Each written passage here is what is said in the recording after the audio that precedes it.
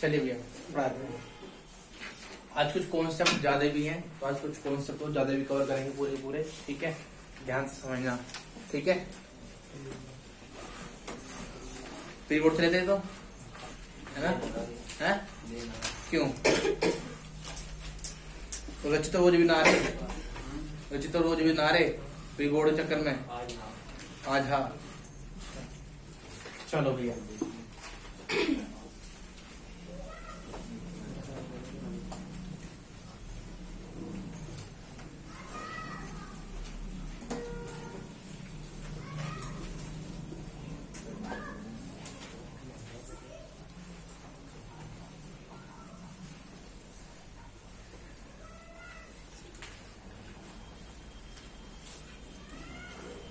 चलिए भैया ध्यान से समझिएगा और ध्यान से पढ़ लेना उस तरीके, ठीक है। आज थोड़े कॉन्सेप्ट कुछ ज्यादा भी हैं, तो आज इसको कंप्लीट करेंगे और इनको ध्यान से पढ़ेंगे भी। तो पहला कल कॉन्सेप्ट बनता हुआ, जब एक लाइन किसी प्लेन के परपेंडिकुलर हो तो उस समय आपने दो चीज बताई थी, मतलब लाइन इक्वेशन निकालना, ठीक है, सही बात नहीं। Next topic concept number 2।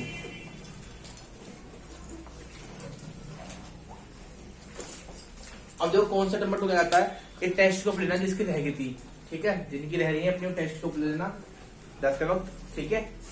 Concept number 2 क्या कहता है, कहता है मान लो एक लाइन है, अब वो प्लेन के पैरेलल, तो उस समय क्या होगा, क्या कहता है, if a line is parallel to a plane, तब क्या होगा, सुनो ध्यान से।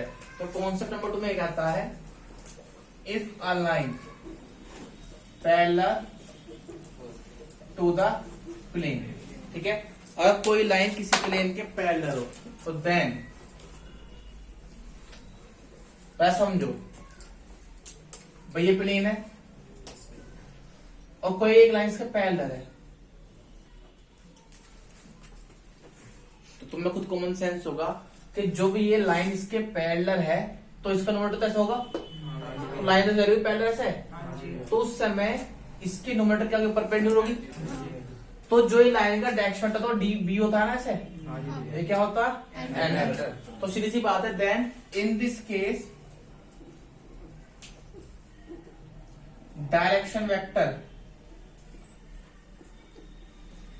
ऑफ लाइन इज क्या होगा जी, परपेंडिकुलर टू, हाँ जी। तो आप क्या कहोगे, इस केस में क्या होगा कि n dot b equal to कितना हो जाएगा, 0 हो जाएगा।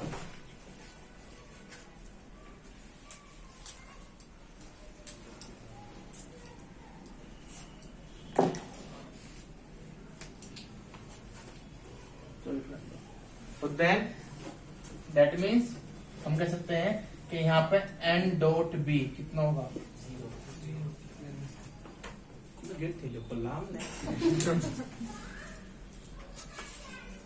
ठीक है जी। तो इस केस में क्या होगा, n dot b is equal to हो जाएगा 0 हो जाएगा।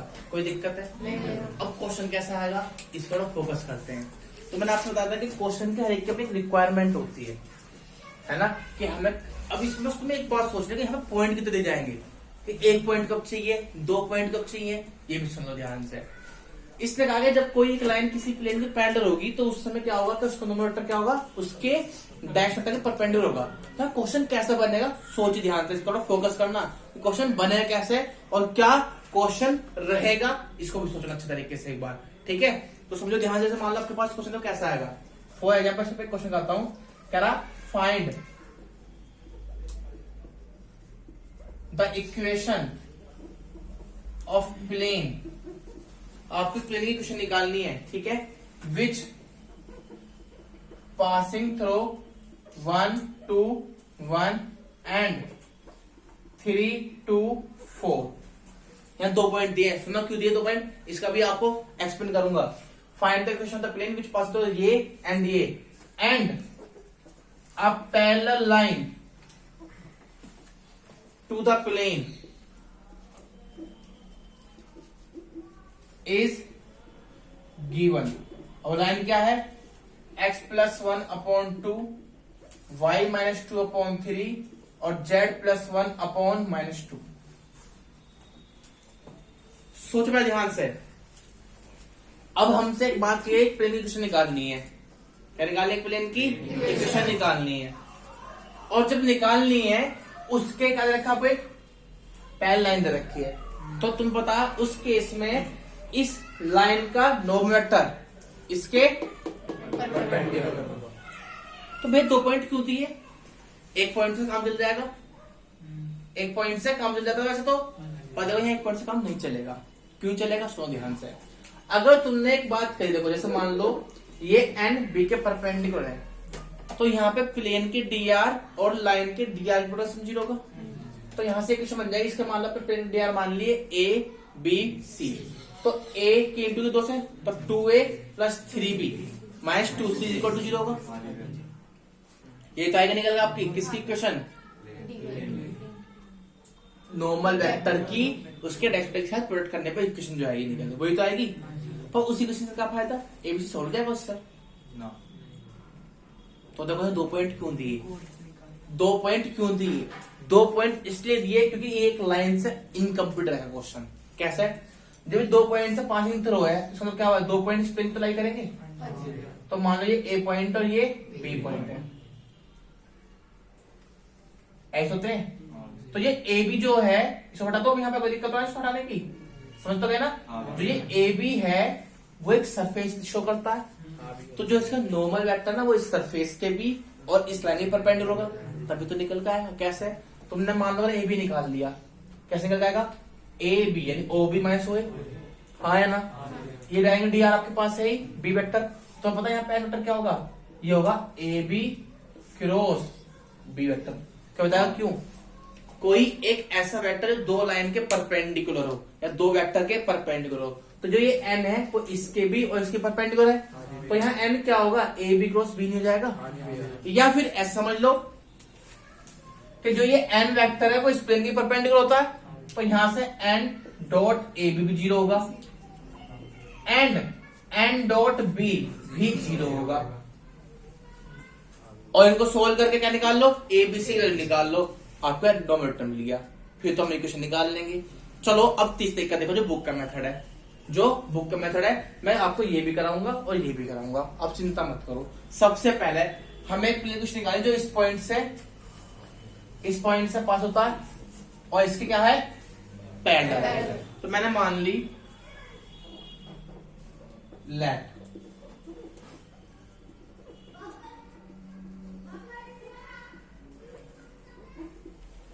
the equation of plane is a x minus x होता है ना, b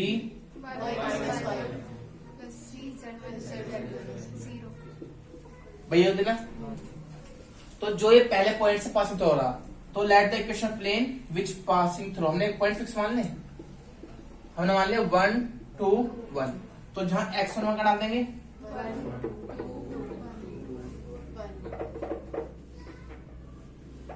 1 तो लिखा, इसे बोल दो फर्स्ट इक्वेशन। प्लेन तो इस पॉइंट से पासिंग थ्रू है, पास में मतलब होता क्या है?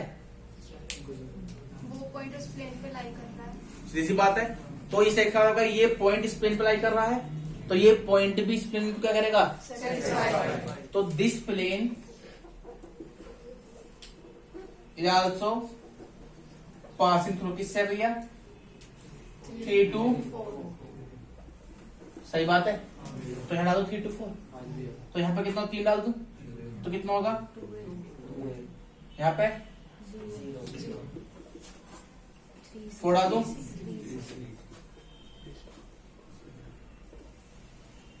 बाद में क्या निकल का आया?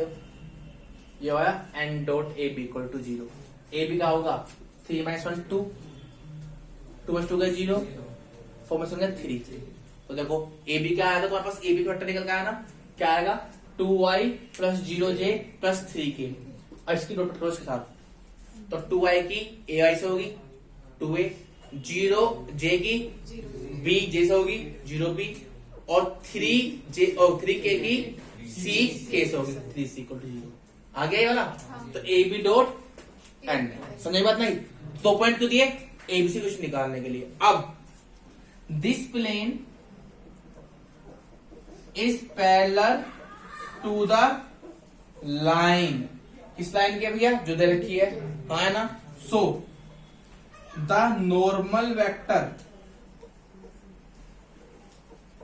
ऑफ प्लेन क्या होगा भैया, is perpendicular to the direction vector. सही बात है, हाँ है ना। तो देन भैया the sum of their dr product is 0 होगा या नहीं होगा, गलत ना कर रहा हूं मैं, तो इनकी dr की प्रोडक्ट का सम क्या होगा, 0 होगा। अब आपको ये देखना है कि लाइन dr कितने हैं, 2 3 -2, क्योंकि लाइन सिमेट्रिक फॉर्म में है, अगर नहीं होती तो पहले करना पड़ता, जो सिमेट्रिक फॉर्म में है नहीं फिर चेक करना है या नहीं है, तो इसके dr कितने, 2 3 -2, और इस प्लेन के dr कितने, a b c, so 2a 3b -2c is equal to 0। देखो ये आगे के पास n dot b equal to 0। आगे क्वेश्चन इसे आप बोल देंगे थर्ड। अब क्या करना पड़ेगा, सोल्व सेकेंड एंड, कैसे करेंगे भाई थर्ड और सेकेंड को सोल्व, देखो क्रॉस मल्टीप्लिकेशन पड़ेगा भी ना पड़ी, a के अपॉन में b और c के एलिमेंट, तो 0 और 3, 0 और 3, यहाँ पे माइनस बी के अपॉन में 2 और 3, और सी के अपॉन में 2 इक्वल टू क्या बोलते हो, कांस्टेंट वैल्यू लैम्डा। तो ए के अपॉन में देखो क्या होगा, मुंह के बना रखा, फोटी आ रही है, नॉलेज पर क्या करूं मैं, 10 पर ना आया, फिर 10 पर आया, छोड़ दी, फिर छोड़ दिया, तो समझे दुआ ध्यान से। फिर तू डिटरमिनेंट कैसे पढ़ाता भाई, जो वहां पे तू वो डिटरमिनेंट सोल्व करना जानता है, कैसे करता डिटरमिनेंट सोल्व, भैया पहले आई को कवर कर लेंगे, हाँ। और फिर ऐसे इसकी मल्टीप्लाई इस पे करेंगे, इसका तू रट्टा वाला आदमी, मोटी बुद्धि है वही तो है, देख जरा आई को कवर कर रहा ना, तो देख ए को कवर कर ले, तो क्या हुए 0 3 और 3 -2 ही तो करता तो वहां पे, क्रॉस मल्टीप्लिकेशन होता क्या है, डिटरमिनेंट तो है बेवकूफ है। अभी दिखाऊंगा वो लिखा ना ऊपर, मोटी बुद्धि है, देख ए बी क्रॉस बी, बात तो ये होगी, तू ए बी क्रॉस बी कर ले, यानी तूने ए बी निकाली, जो निकली है बी डॉट एन 0, और जो आई है उन्होंने डिटरमिनेंट निकाल ले, मैं तो भी करके दिखाऊंगा, वहां से वही वैल्यू है, यहाँ से वही वैल्यू है, तो डिटरमिनेंट की तो है बेवकूफ, देख ए के हाइड करे तूने, बी और सी के इंटू करेगा, देख 0 की करेगा इसके साथ और इसकी करेगा इसके साथ, देख है, अबे देख ए के हाइड कर दी दोनों में, तो 0 3 आगे, और इसके कितने 3 -2, मतलब 0 किस में होगी, इसकी इसमें होगी, ठीक है। डिटरमिनेंट छट्टा मार गया है, तेरा डिटरमिनेंट क्या हुआ है, पता डिटरमिनेंट क्या हुआ है, पढ़ाया ना मैंने, क्या हुआ डिटरमिनेंट, क्या होता डिटरमिनेंट, एक वैल्यू होती है,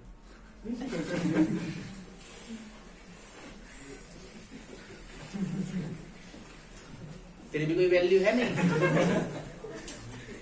डिटरमिनेंट क्या हुआ है अंकुर, क्या डिटरमिनेंट, रिप्रेजेंटेशन किसका, वैल्यूज का, रोज की और कॉलम के टाइम में। कहाँ पढ़ा है बुक में लिख रहा है, बुक में अगर दिखाते ही पूरी सारी फीस माफ, छाते में भरगोटे मारो तो भेड़ से बाहर निकाल दो एक बार में भी, बुक में लिख ला, फिर बुक से पढ़ा क्यों ना है,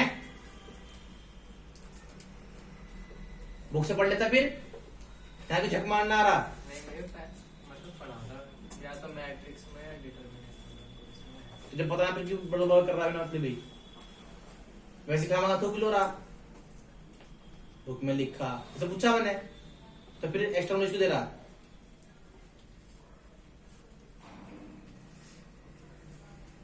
डिटरमिनेंट तुमने पढ़ा, डिटरमिनेंट दादा का एक प्रोसेस है, जो ये चेक करता है कि सॉल्यूशन एग्जिस्ट करेगा या नहीं करेगा। तुम्हें बताया तो मोटी बुद्धि होगी, तुम पढ़ के आए हो आप 10th क्लास में, कोई दो लीनियर इक्वेशन है, कोई एक दूसरे को इंटरसेक्ट करती है नहीं करती, उस प्रोसेस को बोलते हैं डिटरमिनेंट।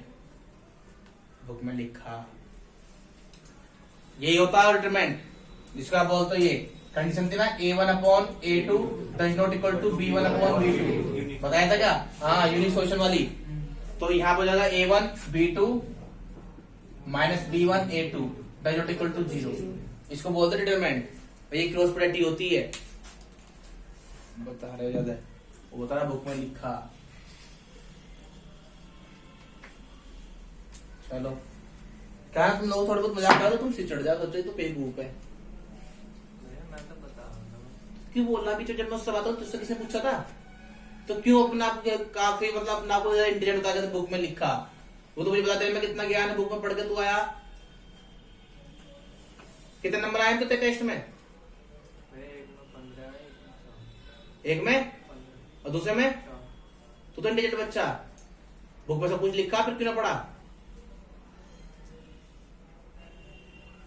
तीसरी देख ली अपनी कॉपी, तीसरी तो यही क्या होगी, देख ली अपनी कॉपी, दो ही देख क्या टेस्ट सुनने।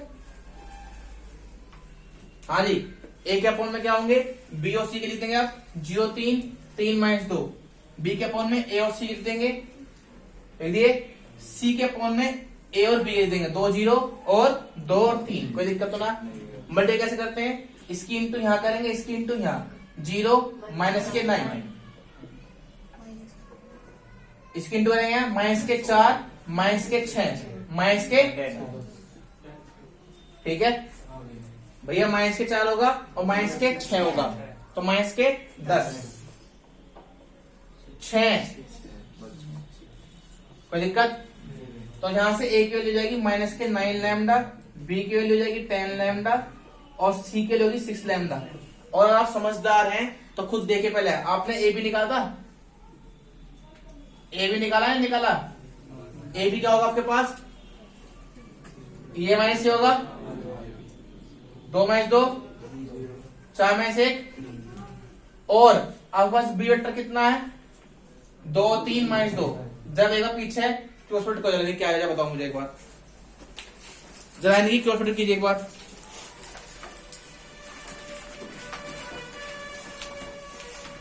सॉरी डेटा निकालो, इसका कितने बताओ एक बार, कितने ही है?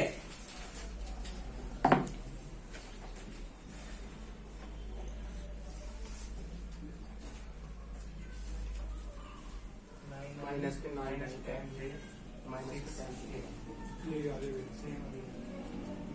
ठीक है, यही तो मिलेगी, आया ना। अब आप ए की वैल्यू यहां रख देंगे, बी की वैल्यू यहां रख देंगे, सी की वैल्यू, लैम्डा तो कॉमन है ही, पूरा जो चल जाएगा। तो यहां देखो आपके पास जो इक्वेशन मिलेगी, यहां तो डायरेक्टली तो 9 क्योंकि लैम्डा जीरो चल जाएगा, तो माइनस 9 इंटू एक्स माइनस 1, ये कितना होगा? 10 इंटू, और यहां कितना होगा? z minus 1 equal to 0।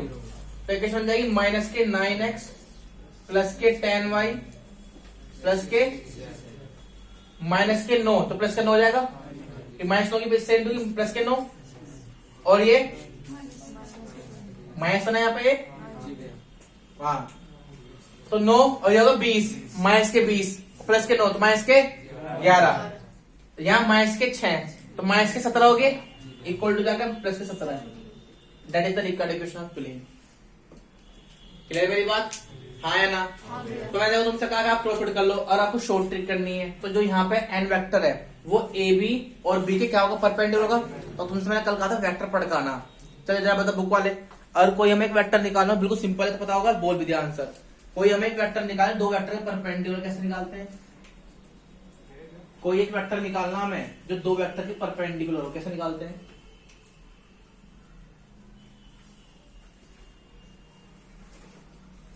कैसे निकालना है? Where dot product 0 perpendicular। हाँ कैसे निकालना है? हमें कोई एक वेक्टर निकालना है, या कोई वेक्टर है जो दो वेक्टर के परपेंडिकुलर है, कैसे निकालोगे?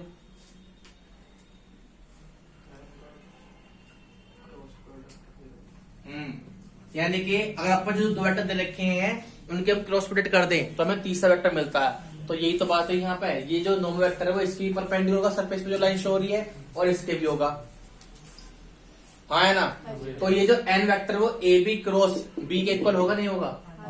मैं एक कॉन्सेप्ट बता रहा हूँ, मैंने कहा ना मैं 3 तरीके से बता सकता हूँ, आपसे क्वेश्चन बहुत सिंपल है, अब बेसिक क्लियर होना चाहिए। तो तुम्हें इसका प्रैक्टिकल पता होना चाहिए ये लाइन क्यों ली जा रही है। लाइन इसलिए दी, ये 2 पॉइंट इसलिए दिए गए हैं क्योंकि इस एक लाइन से इक्वेशन नहीं बन पाएगी, तो इसकी कंडीशन यूज देनी पड़ेगी। तो जो ये लाइन है ना एपी, वो इससे सरफेस एक लाइन शो कर रही है, और जो ये लाइन है जो जा रही लाइन इसके पहले उसके बराबर है, ये भी पहले है दोनों को, हाँ है ना। तो जो ये वेक्टर है एन ये इसकी परपेंडिकुलर और तो आप जो ये काम करें वही तो करते। देखो पहला पॉइंट पास कराया, दूसरा पॉइंट पास कराया, इक्वेशन आ गई एबीसी फॉर्म में। इसका नंबर इसके परपेंडिकुलर है तो इसकी डीआर समझ क्या होगा, 0 होगा। इनको आप सोल्व कर रहे हो, बात तो वही है, ये जस्ट एक प्रोसेस हो गया। अब मैं आपको बताऊंगा कॉन्सेप्ट क्या है कि जो ये एन वेक्टर प्लेन पे जो सरफेस पे लाइन शो हो रही है उसके और इसके डैश वेक्टर के लाइन के परपेंडिकुलर है। तो यहां से आप कह दो कि एन जो होगा वो ए बी क्रॉस बी होगा। डेट वैल्यू निकल के आएगी आपके पास कौन सी, माइनस के 9i प्लस के 10j और प्लस के 6k। तो ये आपके पास नोटर मिल गया। तो वो बस 3 लाइन क्वेश्चन आ जाएगा, इस पॉइंट से पास होने वाली और वो नॉर्मल वेक्टर रखने वाली question r minus a dot n equal to 0। कुछ नहीं करना, आप ऐसे कर सकते हैं, और ये बुक का प्रोसेस है, आप ऐसे भी कर सकते हैं। कोई दिक्कत किसी को नहीं आएगा समझ, अब भी नहीं समझ में कॉन्सेप्ट क्या समझा, तो क्या पूछा तो पढ़ाया हमने। जब लाइन प्लेन के पैरेलल हो, पर इसमें कॉन्सेप्ट है जब एक लाइन दे रखी हो तो उसमें सोचना चाहिए कि आपको 2 पॉइंट चाहिए, और जब 2 लाइन पे दे रखी हो तो 1 पॉइंट चाहिए बस। इसे जल्दी ना, तो हम यहाँ पे क्या लिख देंगे, आर मान लेंगे, और जब 2 लाइन पैरेलल होंगी तो हो जाएगा आर माइनस ए। इक्वेशन जो 1 पॉइंट में हो रही है, तो 2 लाइन पैरेलल है तो नॉर्मल वेक्टर इसकी परपेंडिकुलर होगा उसके भी होगा, तो b1 क्रॉस b2 एन के इक्वल होगा, तो नोमेटर निकल कर जाएगा r minus a dot n equal to. समझ आई बात नहीं? तो इसका एक नया कॉन्सेप्ट होगा, जब 2 लाइन देखो पहले तो 2 लाइन होंगी जैसे पहले, तो जो नोमेटर है वो इसके भी परपेंडिकुलर, तो इसके जो सरफेस पर लाइन उसकी आवश्यकता नहीं होगी। तो यहां से जो आपके पास नॉर्मल वेक्टर होगा b1 क्रॉस b2, खत्म बात, हाँ है ना। या फिर n dot b1 equal to 0 n dot b2 equal to 0, दोनों इक्वेशन सोल्व करो क्रॉस मल्टीप्लिकेशन से, बात तब भी एक ही होगी। बात नहीं ना किसी को भी, तो पहले कॉन्सेप्ट कॉपी करो फिर नेक्स्ट आता हूं।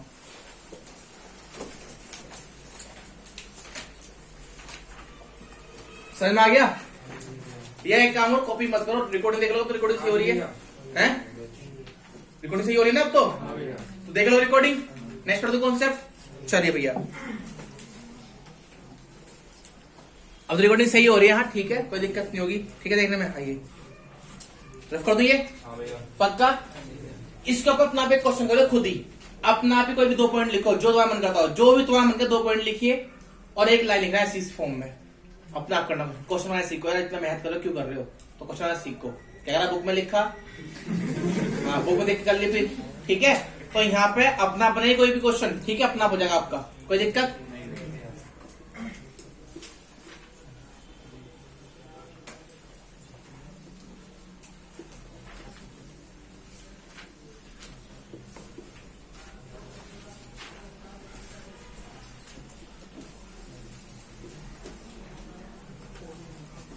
तो समझ में आया वैसे क्वेश्चन नहीं आया किसी को? तो कॉन्सेप्ट 2 क्लियर है। अब है कॉन्सेप्ट नंबर 3, क्या है, ध्यान समझना।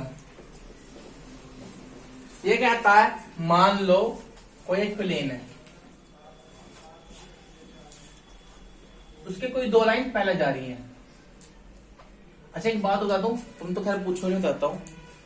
बहुत से लोग पूछते हैं कि भैया जब लाइन पैरेलल जा रही है क्या लाइन आपस में पैरेलल है, पूछो। हाँ चलो अब मैं आपसे पूछता हूं, क्या ये 2 लाइन आपस में पैरेलल हो सकती हैं? हो सकती हैं। कौन कौन सहमत है? 1 2 3 4 5, तुम भी सहमत हो, तुम भी, अतुल तुम भी हो, अतुल भैया है, पूछ रहा हूँ होंगी या नहीं, हाँ है ना। मैं तो पूछा कि पहले हो सकती है नहीं सकती, हो सकती है। हो सकती है, हो सकती है, तो तुम गधे हो, ठीक है। मोटी बुद्धि होगी, अगर दोनों लाइन पैरेलल होगी तो एक जैसी होंगी, तो उस समय जो m वेक्टर होगा इसकी इससे क्रॉस प्रोडक्ट जुड़ जाएगी। दो पैरेलल वेक्टर की क्रॉस प्रोडक्ट क्या होती है? फिर क्वेश्चन कैसे बन जाएगा? गोपाल गणेशो, ये दो स्क्यू लाइन हो सकती है या फिर दो किसी प्लेन की लाइन हो सकती है अलग अलग। समझे बात? नहीं, जैसे मान लो कोई प्लेन है, मान लो ये प्लेन है, तो एक लाइन ऐसा हो इसके पैरेलल और एक लाइन ऐसा पैरेलल हो इसके, देखो ऐसा है, ये कैसा और ये ऐसा है।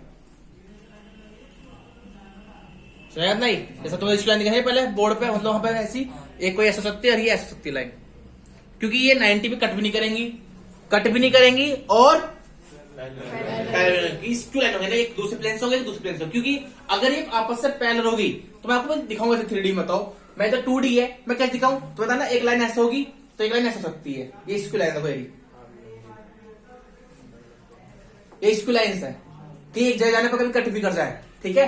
तो ये एक दूसरे प्लेन से होगी और ये दूसरे प्लेन से होगी, क्योंकि अगर ये पैरेलल होगी तो खुद एक कॉमन सेंस तो लगाओ यार, जो आप बता रहे हो नोमेटर, तो ये इसकी और इसकी क्रॉस क्या हो जाएगी? 0। फिर कैसा होगा क्वेश्चन?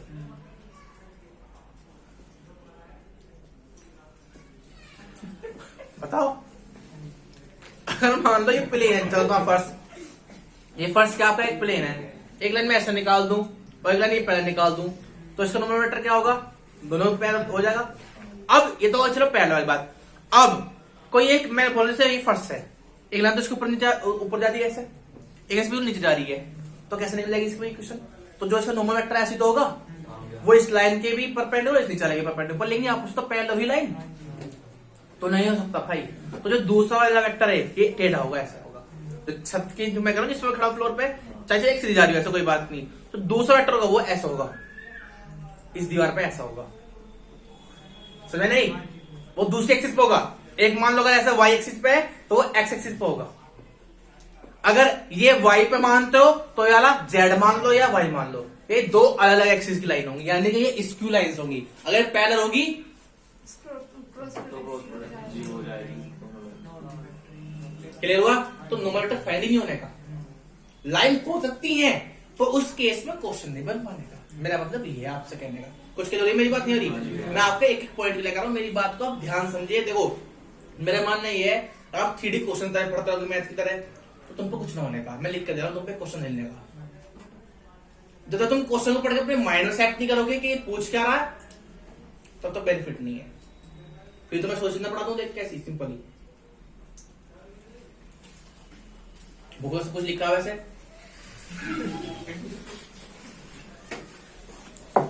आए क्यों नहीं? तो आया भाई, क्या तुम्हें कुछ पढ़ सको? बुक में तो सब कुछ लिखा ही है, क्यों भाई? अनुपम है ना भैया, बुक में सब कुछ लिखा ही है ना? तो ध्यान रखना, जो ये दो लाइन होंगी ये क्या होंगी? नॉन पैरेलल, यानी कि ना तो ये परपेंडिकुलर होंगी, परपेंडिकुलर होंगी तो प्लेन की नहीं होंगी। फिर तो सीधी सी बात है, मान लो अगर ये L1 है और ये L2 है, तो इसका जो डायरेक्शन होगा B2 होगा ऐसे, और इसका डायरेक्शन क्या होगा? तो उस केस में जो ये n वेक्टर है वो क्या होगा? या फिर n डॉट B1 0 होगा। मेरी बात समझ नहीं किसी को? तो अब क्वेश्चन है इसके ऊपर कैसा आएगा?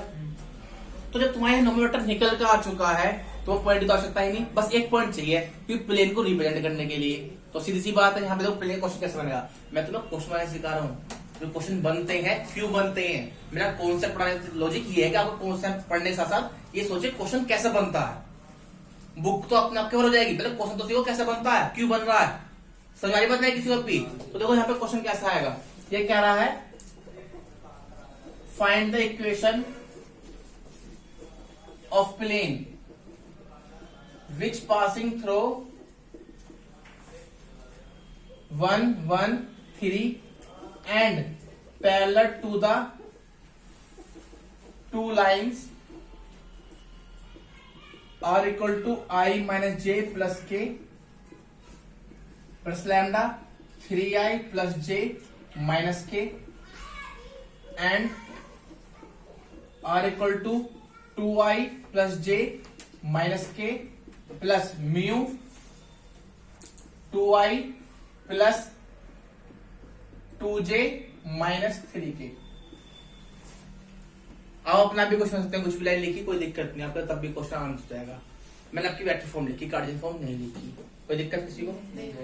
समझ में बात नहीं? हाँ है ना? चलिए भैया, हेयर प्लेन पास तो किससे है भैया? 1,1,3। सो द इक्वेशन क्या हो सकता है यहाँ पे? a x-1 b c मैं गलत लिखा? गलत लिखा? पक्का? तो शॉर्टिक से करोगे कॉन्सेप्ट से करूँ? कॉन्सेप्ट से करोगे तो आप इस प्लेन के जो dr है उसकी पहले इसके डैशबोर्ड 0 लिखोगे, यानी कि n dot b1 equal to 0, and then this plane is also perpendicular to this line, तो फिर इसके नॉर्मल के साथ डॉट 0 लिखोगे, फिर वो क्रॉस मल्टीप्लिकेशन सॉल्व करोगे। समझ रहे हो? तो मैं आपकी शॉर्ट करता हूँ, कॉन्सेप्ट पहले बताया था ना, तो इस बार आप कॉन्सेप्ट खुद घर से करके लेके आएंगे, दूसरे का आप खुद करके लेके आएंगे घर से, जिससे कि मैंने पहले बताया कॉन्सेप्ट शॉर्ट टिक तो करने के लिए, अब मैं शॉर्ट टिक करता हूँ, कॉन्सेप्ट आप कर देना, कोई दिक्कत तो ना? पक्का? तो देखिए ध्यान से, according to question 2 lines are parallel to this plane. सही बात है? हाँ या ना? सही बात। So the normal vector of this plane is perpendicular to both direction vector of given। सही बात है? then we can say n vector equal to क्या होना चाहिए? डायग्राम बनाओगे पेपर में भी आप, ठीक है?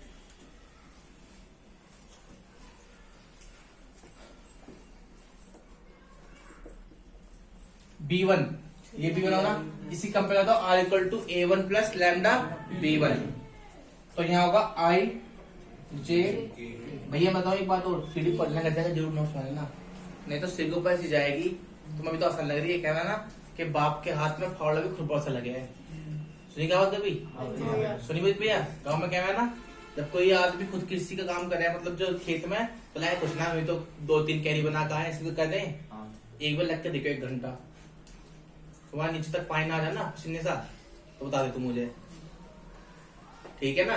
तो ऐसी है कि जब कोई दूसरा मैथ करता है ना, बड़ा आसान लगता है, काफी आसान लगता है, बहुत इजी है, पर जब आप कर बैठे ना, अरे भैया भैया बस यहाँ पे ये रह गया, तो घर जाके जरूर करें ना क्वेश्चन ये, नहीं तो फिर चीज समझ आएगी, ठीक है? तो यहाँ पे n I J के B1 कितना के पास? 3 1, दूसरा B2 कितना?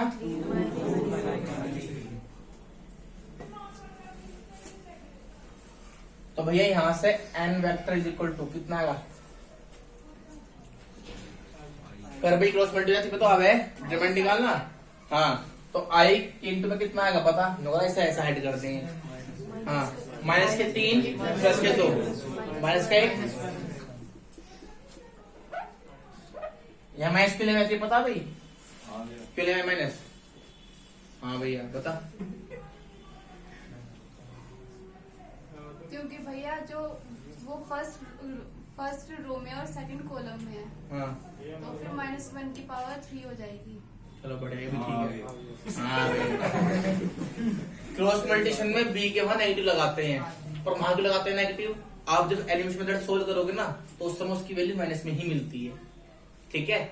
एलिमिनेशन मेथड में जब करोगे तो उसमें वैल्यू माइनस में ही मिलती है, तो इसलिए क्रॉस मल्टीप्लिकेशन बी वाले पे क्या लगाते हैं? माइनस लगाते हैं। और डिटरमिनेंट में प्रश्न बताते हैं रो और कॉलम के हिसाब से, कौन सी रो कौन सी कॉलम होगी। तो फर्स्ट रो सेकंड कॉलम, तो -1 की पावर कितनी होती है? 2 होती है और 3 होती है, तो इसलिए क्या बनता है? नेगेटिव बनता है। तो फिर फर्स्ट रो सेकंड कॉलम हट हो जाएगा, तो माइनस के 9 प्लस के 2,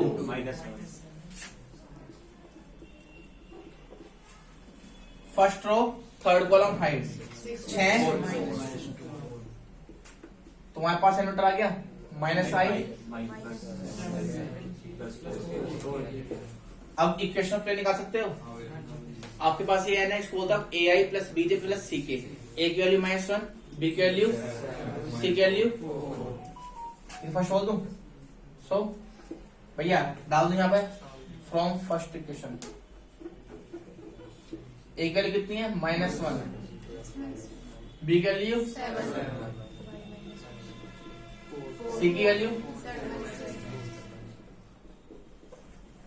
ठीक है। -1 x -1 प्लस के 7 y -1 प्लस के 4 z -3 इज इक्वल टू 0। तो -x plus 7y plus 4z 1 -7 -6 बचेगा और माइनस के 12 माइनस के 18, ठीक है। अरे ऐसे देखो, ये 1 हो गया, ये -7, 7 में से 1 गया, -6 बचा और 4 से 12 -12 -6 -18 उधर जाके यार फिर कॉन्सेप्ट तो क्लियर हुआ। और फिर कॉन्सेप्ट 3 है ना, जब कोई दो लाइन किसी एक प्लेन के, कोई दिक्कत समझ में आई बात? पक्का डन, चलिए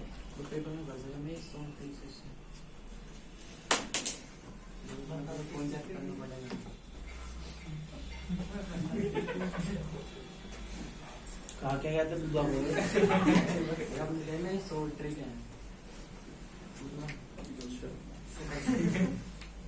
हाँ मैं आज सोचता हूँ, ठीक है। दरअसल में हम पेपरों को जो कॉपी चेक करते हैं ना, वो थोड़े पढ़े लिखे लोग होते हैं, मतलब हमारे जैसे, ठीक है। जब ये तो थ्योरी लिख देना, इतनी यहाँ पे बात लिखेगा, अपना समझ जाए तो कहना क्या चाह रहा। इतनी बात जब लिखोगे ना समझ आ जाएगी। पढ़ना जानते हो? आता पढ़ना लिख दोगे? पढ़ ले, पढ़ लिया, सही लिखा है। कॉन्सेप्ट क्या करना, तुम वहां भी तो यही सोल्व करना। n dot b1 equal to 0, n dot b2 equal to 0। तब या तो यही बात करते हो, है। कॉन्सेप्ट से होता है कि सही तरीके से करते रहना। शॉर्ट का होता है कि आप उसको थोड़ा छोटा कर दे रहे हैं। तो मैंने ये निकाला बोर्ड वैलिड होगा या नहीं होगा। जो चीज नहीं होगी मैं पहले बोल दूंगा बोर्ड वैलिड नहीं है, ठीक है भैया। चलिए रफ कर दो, ये समझा सब कुछ तरीके से चले आगे। चले भैया नेक्स्ट कॉन्सेप्ट पढ़ते हैं।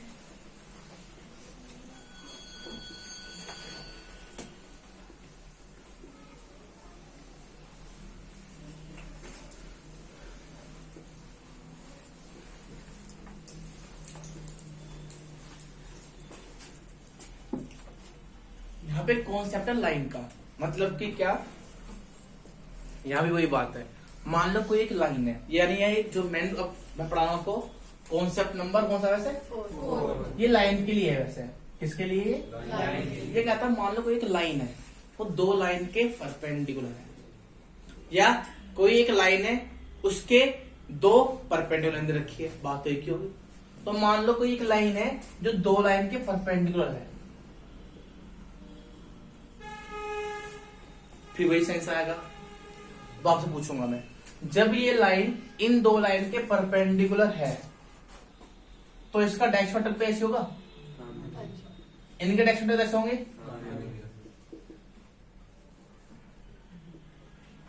तो ये बी वेक्टर कैसे निकलेगा?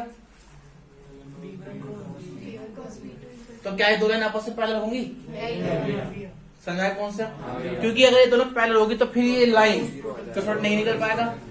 तो सीधी सी बात क्या है कि जब कोई एक लाइन दो लाइन के परपेंडिकुलर कट करती है तो जो भी ना वो दो लाइन आपस में पैरेलल हो, दो लाइन क्या होंगी? इसकी होगी।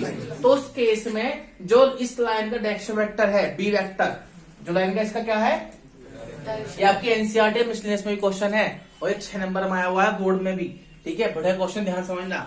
जब कोई एक लाइन किन्हीं दो लाइन के परपेंडिकुलर कट करती है तो उस समय जो इस लाइन का डायरेक्शन वेक्टर होगा बी, ये B1 क्रॉस B2 के इक्वल होगा, या फिर वही concept B dot B1 solve करो क्रॉस मल्टीप्लिकेशन से, बात तो एक ही होगी। कोई नया टॉपिक नहीं है, वही आप क्रॉस, ये आप वेक्टर पढ़ता रहे हैं क्रॉस मल्टीप्लिकेशन। पता क्यों है ऐसा? ये पता क्यों है क्रॉस प्रोडक्ट यहाँ पे? क्रॉस प्रोडक्ट होती क्यों है? पता क्रॉस प्रोडक्ट क्यों होती है?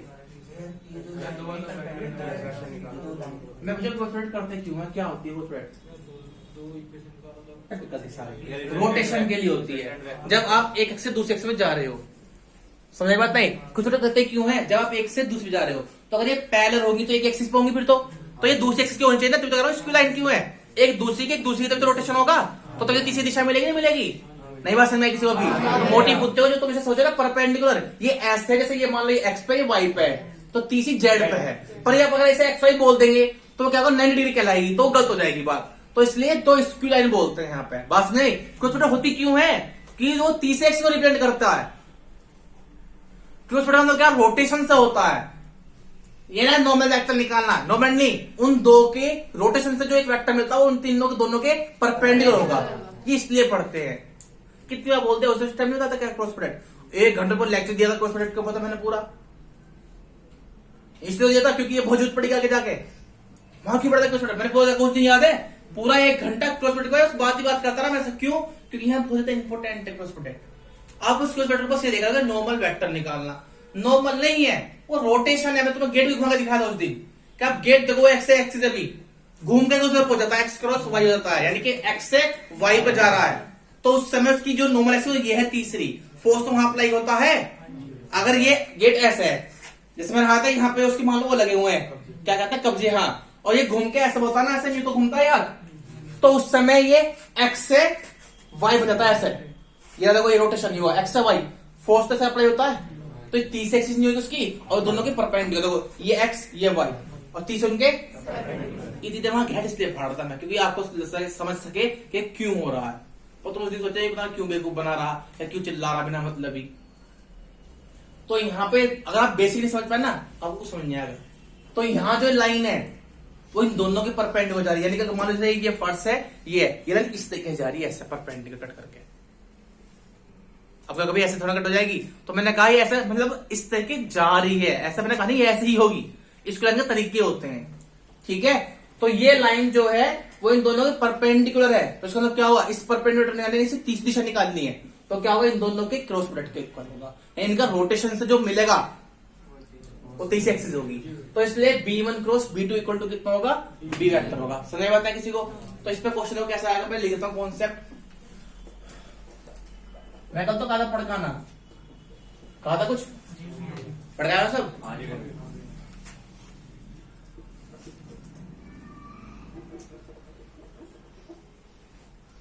If a line is perpendicular to another two lines, सही बात है, then in this case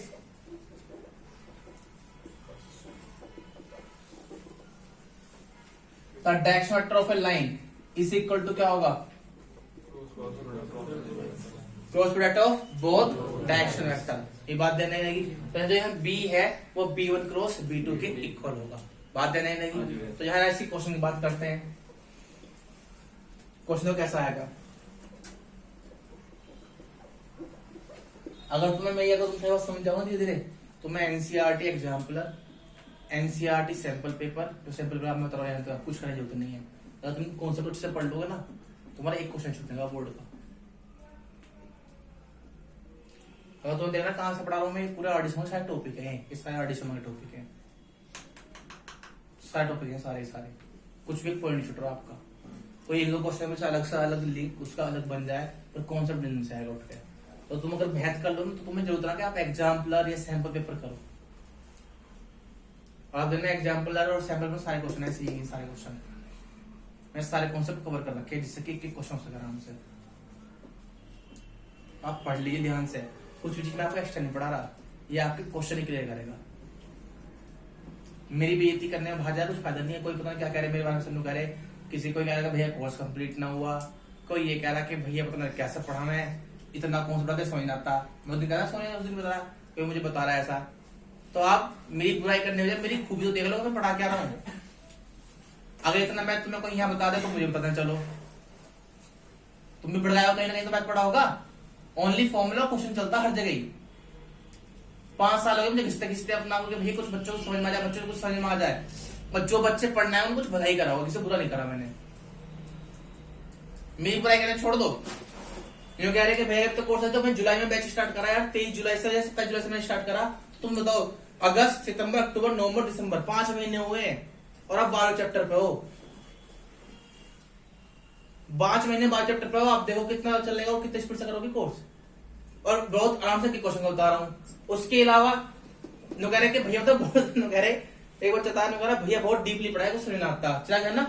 तो कोई और बच्चे मुझे किसने क्या बताया फोन करके, अरे तो डीपली पढ़ा तो अच्छी बात है, मैं समझा रहा हूँ इतना। तो गधा तू है कि तू मुझे पहले से पढ़ के नहीं आया।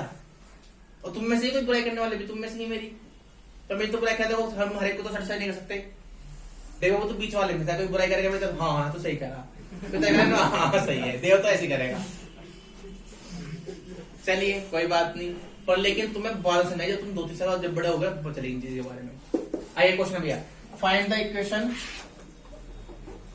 अबे एंटी कैप बस तू ही बुराई करे मेरी।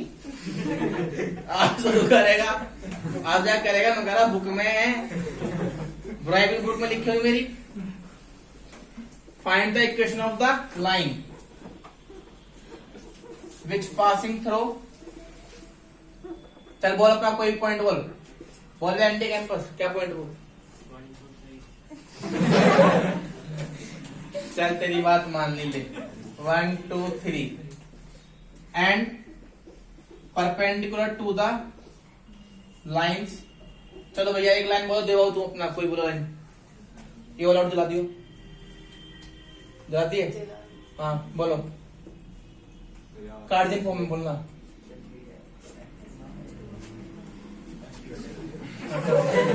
पीवी ले थोड़ी देर से बोल देगा लाइन क्वेश्चन ना, तो झंडू पंचायत कुछ पता भी नहीं। x minus 1 x-1 upon 2 equal to y minus 3 equal to equals to हाँ y minus 3 y minus 3 upon 2 equals to z minus 3 upon minus 3। ठीक है। एंड एक और बोल दे, चल चलो कोई और बोल देगा एंड। चल दीपांशु बोल। x minus 5 upon 3 equal to y minus 2 upon 2 equal z minus 3 upon 7। हंसते रहो देखो, जो देखो हंसे रहो ना मरने दो, तो अपने पे ध्यान दो। हंसना तो मेरे ऊपर जिंदगी भर हंसते रहेंगे। जब मैं शुरुआत पढ़ाना स्टार्ट करा तो बहुत से मेरे पे भी हंसते थे, आज चिड़े हैं वही पैसे कमा रहा। तो ऐसे तुम बोलते हो जो हंसते बेगो वहीं रह जाएंगे, तुम आगे निकल जाओगे। और किसी के हंसने में मत जाओ, जब तक तुम क्वेश्चन सीखो तुम कैसे करोगे, कॉन्फिडेंस तो अपना खुद डाउन कर रहे हो। बोलना सीखो तो सीखोगे, ठीक है। लाइन क्वेश्चन आ गई, कुछ नहीं है जो आप बनाते हो वैसे नहीं, कुछ दिक्कत नहीं है। 2 लाइन क्वेश्चन आ गया, अब दो क्वेश्चन कैसे करना है। अब दो ध्यान से, अकॉर्डिंग टू क्वेश्चन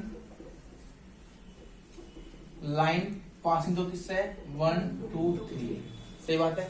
तो हमने मान ली let the equation of line form है r equal to a plus lambda b, ये तो होगी हाँ है ना। तो then r equal to a कितना होगा आपके पास, ये तो होगा। बोले ये वेक्टर कैसे लिखूंगा यहाँ पे, हाँ I plus 2j plus i plus 2j plus 3। और यहाँ बीटा निकालना पड़ेगा हाँ है ना। तो अब बी वेक्टर तो मुझे पता ही नहीं है, तो मैं बी वेक्टर कैसे लिखूंगा अपना आपसे, बेटा लिखूं या फिर lambda is equal to a i plus b j, ये तो लिखूं ऐसा फर्स्ट बोल दूं। जब नहीं पता मुझे क्या पता मैं क्या लिखूं, ये तो लिखूंगा। अब क्या लिखूं, एयर या अकॉर्डिंग टू क्वेश्चन लिख दो, this line is perpendicular to both line है ना। So the direction vector of this line is perpendicular to the direction vector of both line। तो यहां से b वेक्टर इक्वल टू कितना होगा, b1 क्रॉस b2, ठीक है। तो b वेक्टर निकालना पड़ेगा आपको। चलो जी ज्यादा भाई B1 वेक्टर कितना, तू बता भाई ओबरोय B1 कितना है। खड़ा हो जा, देख ले, चलो ध्यान से खड़ा हो, देख ले। Two hmm i plus two a minus one के। ठीक है, तो यहाँ होगा आई जे के, two two minus one. Manish दूसरी लाइन के कौन से हैं? दूसरी लाइन के होता है, दूसरी लाइन के।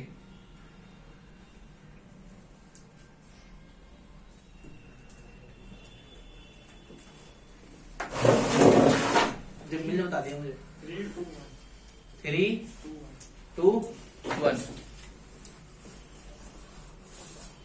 ये है भैया, बैठ जाओ भैया। 2 + 2, फर्स्ट और सेकंड कॉलम है 2 + 3, फर्स्ट और थर्ड कॉलम 4 - 6। आगे भी बटन निकल गए, पहले यहाँ रख देना, कोई दिक्कत? और कार्ड क्वेश्चन लिख सकते हो, कार्ड क्वेश्चन लिख दोगे? कैसे लिखोगे? सभी अपनी कॉपी में कार्ड क्वेश्चन लिखूंगा, आराम करना है। सभी अपने कॉपी में से कार्ड क्वेश्चन लिख दो जल्दी, सभी अपनी कॉपी में से कार्ड क्वेश्चन लिख दो।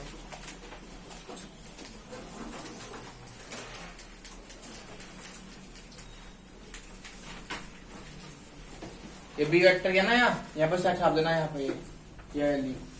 अब मैं इसी कार्डियन ले दो बस, अब कार्डियन इक्वेशन, कार्टेशियन इक्वेशन लिख दो इसके सब।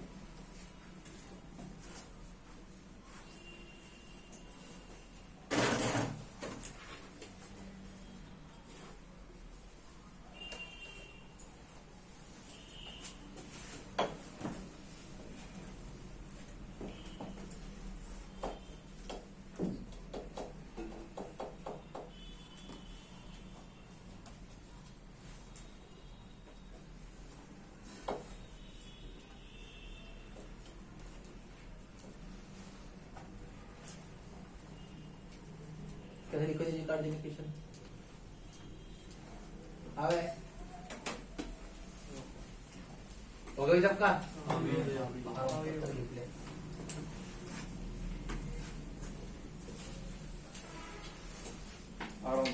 कुछ देखो कब देखेंगे?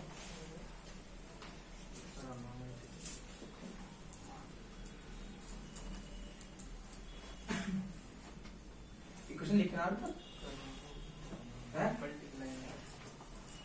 मल्टीप्लाई तो कर दी मैं, मल्टीप्लाई में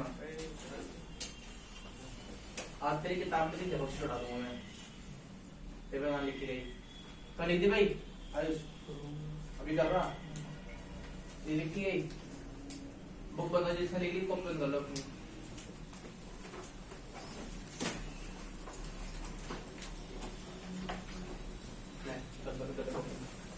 भैया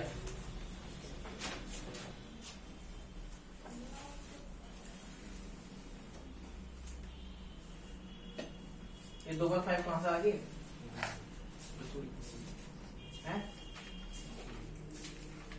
लिख से लिख, देखो लिख। अब क्या क्वेश्चन जब बताओ क्या लिखेगा? कर ले ठीक, पक्का दुआ कर ले ठीक, दुआ देख ले। हाँ भैया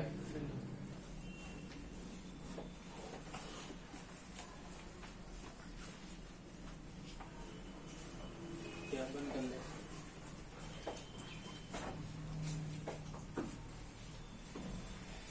ठीक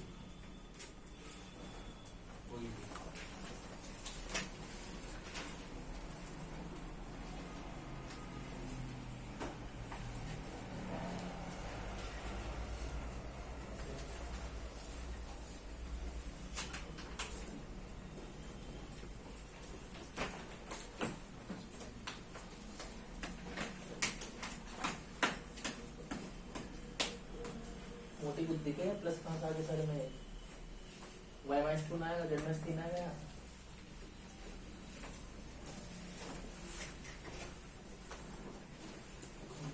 बता बेसिक नहीं होता, जैसे एक बार स्लिप होता है।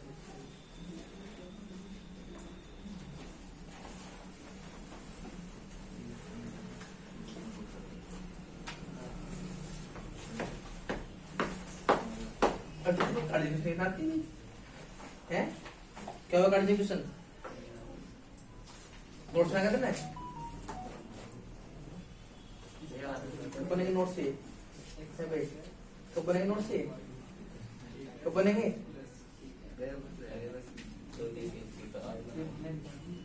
पढ़ ले हैं रोज तू मेरे को आ जाए महीने पीछे तो अब कब से पढ़ूं कब से पढ़ेगा और इसे सिखा दे कैसे बनेगी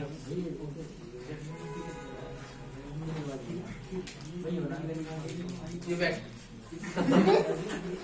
क्यों क्यों क्या है क्या है क्यों हो गया तेरा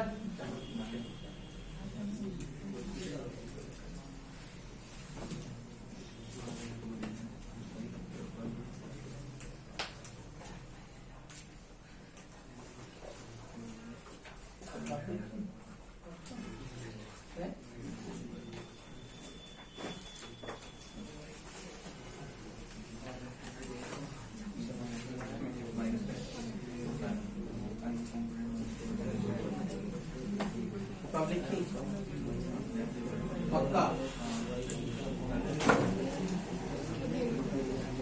उठा है उसे वो कम कर दे वो पकड़ दो सर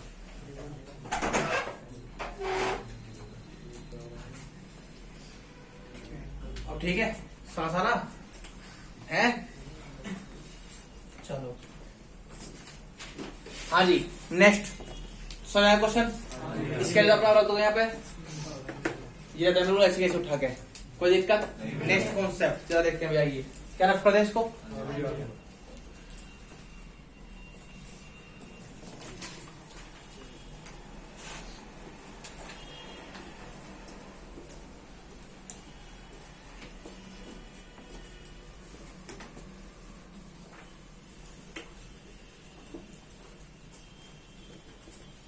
देखो जी हमने प्लेन का लाइन बता दिया जब प्लेन का लाइन के साथ डायरेक्ट कोरिलेशन है तो लाइन की दो ही बात थी एक तो जब परपेंडिकुलर हो जब एक पैरेलल हो तो पहले में दो भी बताया मैंने पॉइंट अब प्लेन का प्लेन में चलेगा एक टॉपिक और है लाइन का प्लेन के साथ थोड़ा बाद बताऊंगा मैं आपको अब चलेगा प्लेन का प्लेन के साथ ठीक है तो यहाँ कॉन्सेप्ट नंबर और बहुत आसान है ये कुछ है नहीं 2 मिनट समझाओगे आप ये कह रहा है जब कोई एक प्लेन किसी प्लेन के पैरेलल हो तुम लोग कॉमन सेंस है पैरेलल जानते हो अब कहा पैरेलल फर्स्ट है चल पैरेलल है ना तो जो इनका नॉर्मल वेक्टर होगा वो एक दिशा में तो होगा तो प्रोपोर्शनल होंगे नहीं होंगे तो इस केस में ये मान लो n1 वेक्टर है और ये तो यहां से n1 क्या होगा तो लैम्डा लिखो इसलिए तो बात तो एक ही है तो क्वेश्चन तो कुछ नहीं है तो इसमें तो बस एक पॉइंट से पास होने वाली और एक अगर क्या मिल जाए पैरेलल प्लेन तो ठाकर नुक्का नॉर्मल वेक्टर रख देंगे तो जैसे इसमें पहले ही देता हूं है ना if a plane parallel to another सही बात है ना है then in this case the normal vector of both plane क्या कहोगे are proportional सही बात है ना that means n1 equal to गलत तो कहा मैंने इतनी सी बात question can I find the equation of plane which passing through 2 4 3 and parallel to the plane r dot I plus j minus k equal to 7 ये मैंने वेक्टर फॉर्म लिख दी अगर वेक्टर तो ऐसे लिखा है जैसे मतलब x plus y my z is equal to 7 पता ना कैसा इसे आगे लिखते हैं x i plus y j plus z के तो आई क्या में होगी एक्स जे जेब होगी y में, तो x plus y minus z. सुन ले ध्यान से, इस आगे का लिख देंगे x i plus y j. तो जाना कुछ क्या कर रहा हूं मैं, क्या बोल रहा हूँ, आपने आगे तो बताया xi plus yj plus z। क्या बोलते हैं, पोजिशन वेक्टर बोलते हैं ना, जिसे प्लेन को रिप्रेजेंट करते हैं। तो उसकी इंटू जाएगी, आई के आई में होगी तो x, जे जे में तो y, और इसकी के में तो माइनस के z। कोई दिक्कत तो ना है? तो ठीक है, मैं बस शॉर्ट फॉर्म जिससे जल्दी बता सकूं इसलिए बताया आपको यहाँ पे। तो क्या लिखोगे आप, let the equation of plane which passing through, किससे भाई पासिंग थ्रू, 2 4 3 इज, क्या लिखोगे, a x minus 2 b y minus 4 c, हाँ है ना। क्या बोल दूं, फर्स्ट क्वेश्चन बोल दूं, लो जी। अब दिस प्लेन इज क्या है, पैरेलल टू अनदर, है ना। So both plane have same normal, तो लिखा मैंने, जब सेम रखेंगे तो देन यहां से n vector is equal to क्या लिखोगे, जो इसका था वही लिखोगे यहाँ पे, तो लैम्डा i प्लस जे, अरे जो ये है वो लिख दो यहाँ पे बस। तो नाउ इक्वेशन, मैंने वैसे ये इक्वेशन कार्ड से लिख दी, वो उसमें लिखी हुई वेक्टर में, तो दोबारा वाली बात तो कोई यही ना। तो तुम तो जानते हो एनोटेट करती है ai plus bj plus ck। तो a के लिए कितनी यहां से बताओ तुम, लैम्डा 1 नहीं लैम्डा इनटू 1, तो उसे 1 नहीं बोलते कि लैम्डा तो यहाँ पे कॉमन लेने पे 0 हो जाता। तो a के लिए कितनी यहाँ, b की, c की, तो डायरेक्टली तू है, तो यहाँ पे क्या होगा 1 into x minus 2, 1 y minus 4, और यहाँ माइनस 1 तो लिखा, तो होगा x plus y minus z. देखो प्लेन की कंडीशन बिल्कुल सेम वही डायरेक्ट जो इसके हैं, बनाओ सी equation x plus y minus z. बाकी माइनस के 2 माइनस के 4 माइनस के 6 प्लस के 3, तो माइनस के 3 इक्वल टू प्लेन। देखो पहले तो ये होगा, बस डिस्प्लेसमेंट तो होता डिस्टेंस नहीं लेंथ उसकी, कोई छोटा कोई बड़ा रहेगा। तो ये क्लियर मेरी बात, हाँ है ना। आज के लिए इतना है, ठीक है। कल ये कॉन्सेप्ट हो जाएगा, 3 कॉन्सेप्ट और रहते हैं, कल नए टॉपिक के कॉन्सेप्ट हो जाएंगे इंटरसेक्शन प्लेन के। तो कल देखता हूं, कल मैं आपको 3 6 कॉन्सेप्ट पढ़ाऊं, कल कोशिश रहेगी, ठीक है। समझ बात नहीं किसी को। अब आप एनसीईआरटी के क्वेश्चन खुद करो, पहले ढूंढने स्टार्ट हो गया इन पे कौन से क्वेश्चन मिलते हैं नहीं मिलते हैं, जो आज पढ़ाए हैं इनकी थ्योरी पहले लिखो अपनी कॉपी में, और जो कॉन्सेप्ट मैच करते हैं उन पे क्वेश्चन कीजिए। बाकी मैं कल कराऊंगा, फिर एक्सरसाइज भी स्टार्ट करूंगा, ठीक है। कोई दिक्कत किसी को, ओके।